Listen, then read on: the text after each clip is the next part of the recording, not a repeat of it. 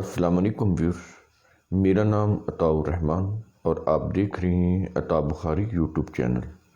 قرآن کریم کی مسلسل ایکسپوزیشن کے سلسلے میں آج ہم سورہ البقرہ کی آیت نمبر 232 اس کی ایکسپوزیشن کریں گے۔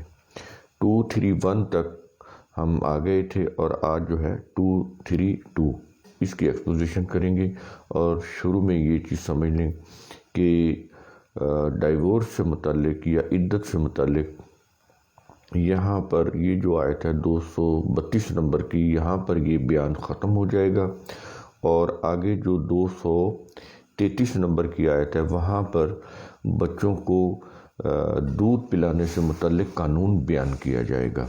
تو 232 تک جو ہے یہ طلاق کا ٹاپک ہے، یہاں پر یہ ختم ہو جائے گا۔ تو یہ اس سلسلے میں جو ویڈیوز چل رہے ہیں قرآن کی آیات کی روح سے، طلاق کے سلسلے میں، عدت کے سلسلے میں، دوبارہ نکاح کے سلسلے میں، تو یہ 232 نمبر تک یہ ٹاپک چل رہا ہے۔ تو ویڈیو شروع کرتے ہیں۔ 232 نمبر کی آیت شروع ہو رہی ہے وَإِذَا طَلَّقْتُمُ النِّسَاءَ، جب تم عورتوں کو طلاق دے دو، فَبَلَغْنَ أَجَلَهُنَّ، پھر وہ اپنی عدت کو پہنچ جائیں۔ عدت کیا ہے؟ 3 حیض یا 3 ماہ۔ تو یہ 3 حیض، اگر حیض نہیں آ رہے کسی بیماری کی وجہ سے یا عمر کچھ بڑی ہونے کی وجہ سے، تو اس میں پھر 3 ماہ کاؤنٹ کیے جائیں گے۔ تو جب وہ عورتیں اپنی عدت کو پہنچ جائیں اور سابقہ شوہر اور بیوی پھر سے نکاح پر رضامند ہو جائیں، دوبارہ اپنا میریٹل لائف کو دوبارہ ریزیوم کرنے پر رضامند ہو جائیں، ولنگ ہوں، تو پھر کیا ہے یہاں پر قانون کیا دے رہا ہے سوسائٹی کو، عدالت کو؟ وہ کہہ رہا ہے کہ فَلَا تَعْضُلُوهُنَّ أَن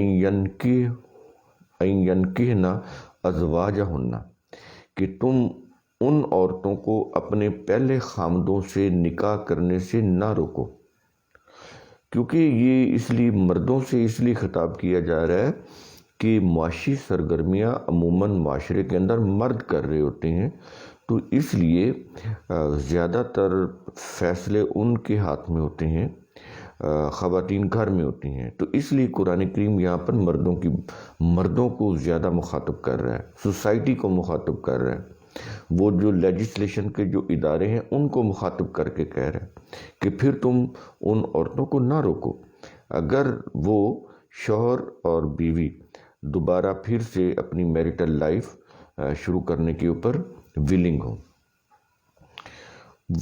آگے کہہ رہا ہے کہ اِذَا تَرَاضَوْا بَيْنَهُمْ بِالْمَعْرُوفِ، پھر بات کو کلیئر کر رہا ہے، کہتا ہے جب وہ دونوں ہسبینڈ اور وائف آپس میں دستور کے مطابق نکاح کرنے پر راضی ہو جائیں، یہ ہے اِذَا تَرَاضَوْا بَيْنَهُمْ، میوچل آپس میں، بالمعروف وہ جو دستور ہم بتا رہے ہیں، تو کہتا ہے اس کے مطابق جب وہ ولنگ ہو جائیں تو پھر تم ان کو روکو نہیں۔ اور آگے پھر اس حکم کو ایمفیسائز کر رہا ہے اس کی امپلیمنٹیشن کے لیے، کہتا ہے ذَلِکَ یُوعَظُ بِہِ، یہ حکم ہے جس کی نصیحت اس قرآن سے ہم کر رہے ہیں۔ اندازہ لگائیں قرآن کریم کا انداز دیکھیں، اپنی یہ جو قانونی حیثیت ہے کس طرح سے اجاگر کر رہا ہے۔ ذَلِکَ یُوعَظُ بِہِ، یہ حکم ہے جس کی نصیحت اس قرآن سے کی جاتی ہے۔ اور آگے کہا جا رہا ہے مَنْ كَانَ مِنْكُمْ يُؤْمِنُ بِاللَّهِ وَالْيَوْمِ الْآخِرِ، تم میں سے اس شخص کو جو اللہ اور قیامت کے دن پر ایمان رکھتا ہے۔ ظاہر ہے قرآن کریم کی ہدایات تو وہی لیں گے جو اللہ پر اور قیامت کے دن کے اوپر ایمان رکھتے ہیں۔ اور ایمان رکھنے کا کیا مطلب ہے؟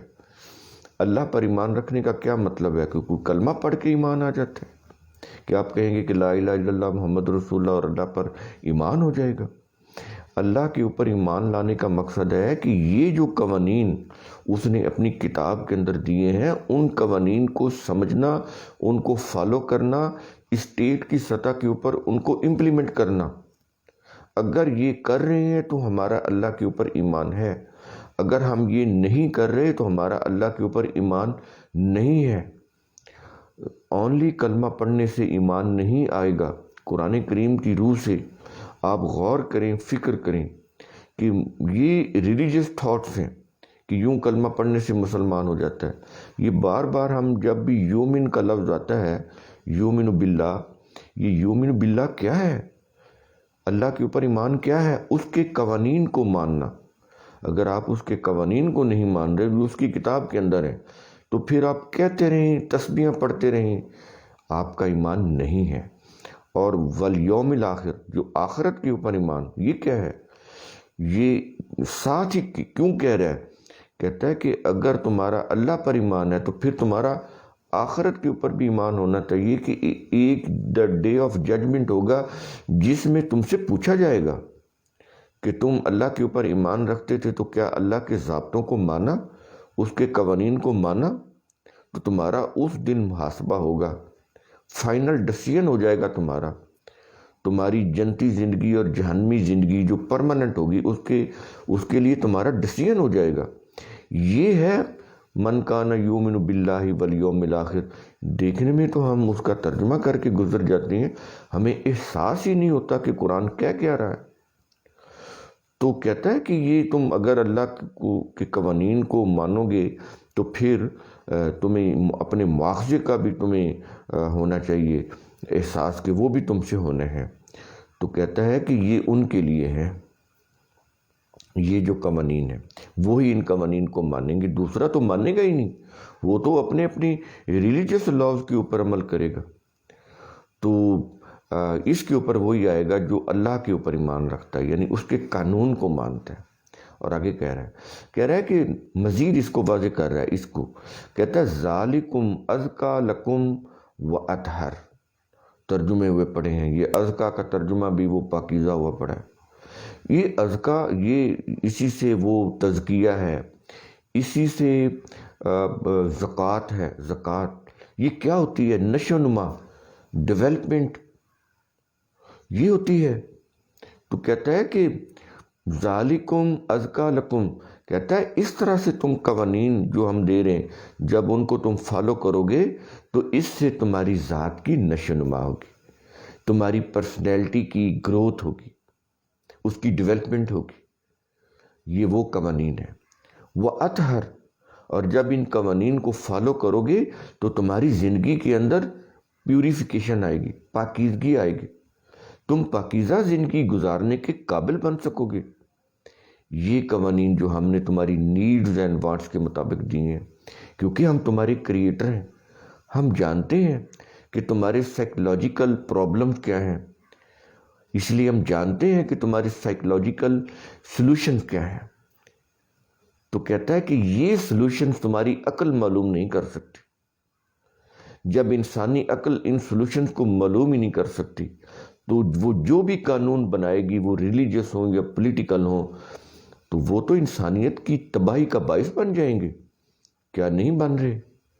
مسلم کنٹریز میں سب سے زیادہ جو تباہ کن چیزیں ہیں یہ ریلیجس لاز ہیں، تو وہ انسانوں نے اپنی عقل سے بنائے۔ اپنے دور میں ان کے جو ریلیجس جو لیڈرز تھے، ان کے جو ہیڈ پریسٹ تھے، انہوں نے بنائے۔ تو آج 1000 سال کے بعد آپ ان کو کیسے امپلیمنٹ کریں گے؟ جب کر رہے ہیں تو پھر تباہ ہو رہے ہیں، دنیا میں تباہی آ رہی۔ یہ پرپیچول پرماننٹ لا اللہ کے یہ ہیں جو جب بھی انسان ان کو امپلیمنٹ کرے گا، ان کو فالو کرے گا، تو اس کو نئی زندگی ملے گی، اس کی پرسنالٹی گرو کرے گی، اس کی پرسنالٹی کی ڈیولپمنٹ ہوگی، اس کی زندگی پاکیزہ ہوگی۔ وہ اسی صورت میں ہوگی اس معاشرے کی جو معاشرہ ان قوانین کو فالو کرے گا، ریاست کی سطح کے اوپر امپلیمنٹ کرائے گا تب۔ اور آگے کہتا ہے واللہ یعلم، پھر مزید اس کو ایکسپلور کر رہے ہیں، کہتا ہے کہ واللہ یعلم وانتم لا تعلمون، اور یہ قوانین اللہ کے دیے ہوئے ہیں جو ان مصلحتوں اور حکمتوں کو جانتا ہے جنہیں تم نہیں جانتے۔ دیکھیں، انسانی عقل فزیکل لاز تو معلوم کر سکتی ہے، پانی کیسے بنا، H2O سے بنا، وہ یہ معلوم نہیں کر سکتی کہ انسان کے جو سائیکولوجیکل پرابلمز ہیں وہ کیا ہیں، ان کی سلوشنز کیا ہیں، وہ معلوم نہیں کر سکتی۔ اس کے لیے تو پھر عقل کو قرآن کے تابع رکھنا پڑے گا۔ یہ لاز بتا کے پوری وہاں پر اس کی قرآن کریم اس کو کس طرح سے سمجھا رہا ہے اپنے قوانین کے متعلق۔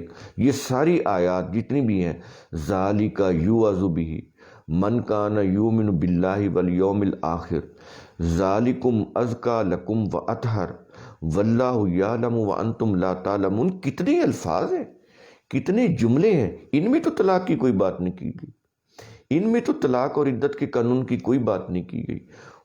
ان قوانین کو یعنی یوں کہہ لیں کہ ان کی اہمیت بتانے کے لیے کہ اللہ کے قوانین کی اہمیت کیا ہے، یہ ساری آیات اس کے لیے آ رہی ہیں۔ غور کیا کہ اللہ کے قوانین کو سمجھنا اور ان کو فالو کرنا کتنا ضروری ہے، اور ہم اپنے ریلیجس لاز کے اوپر چلے جا رہے ہیں۔ اور جب چلے ہیں تو ایک حلالہ کے نام کے اوپر کتنی عورتوں کی عصمت دری ہوئی، کتنے انسانوں کی غیرت کا جنازہ نکلا۔ ایک مذہب کا ایک حلالہ آپ دیکھ لیں، اور پھر اس کے تو مسیار دیکھ لیں، متا دیکھ لیں، اور پھر اس سے بھی آگے چلے آئیں، اونٹنی کا دودھ، اونٹ تو چلو شفا ہو گئی، اس کا پیشاب بھی پلوایا گیا مذہب کے نام کے اوپر۔ آج بوتلیں، آج 2021 میں آپ یہ دیکھ رہے ہیں تو اس میں بھی یہ چیزیں چل رہی ہیں۔ پیشاب کو، اونٹنی کے پیشاب کو سنت رسول اور طب نبوی کے نام کے اوپر پیک کر کے پلایا جو لوگ پی رہے۔ کیا چیز ہے یہ؟ مذہب جو انسان کی لاش کو جلاتا ہے، مذہب یہی کرتا ہے۔ تو پیشاب بھی پلواتا ہے، لاش کو بھی جلواتا ہے، زنا بھی ان کی عورتوں سے کرواتا ہے۔ جیسے ایک ہندو اس کے مردہ کی جب لاش کو نہ اس کو جلایا جائے تو وہ تڑپتا ہے کہ میری لاش، میرے باپ کی لاش کو آگ دینے والا کوئی نہیں۔ تو ایسے یہ جو مذہب پرست ہوتے ہیں یہ تڑپتے ہیں کہ میں اپنی بیوی کا کسی طریقے سے حلالہ کروا لوں، اگلے کسی غیر مرد کے بستر پر اسے بھیج دوں، وہ اس سے انٹرکورس کرے تو پھر میں اس کو گھر میں لے کر آؤں۔ وہ تڑپتا ہے اس کے لیے، اور وہ مذہب پرست عورت بھی وہ کہتی نہیں میں تو حلالہ کروا کے پھر میں تمہارے پاس آؤں گی۔ کیا چیز ہے یہ؟ مذہب۔ تو جتنا ظلم چنگیز خان نے، جتنا ظلم ہلاکو خان نے کیا، اس سے کہیں زیادہ یہ جو ہیڈ پریسٹ ہیں، یہ جو مذہب کے لوگ ہیں، یہ جو ریلیجس لیڈرز ہیں، انہوں نے انسانیت کے اوپر کیا۔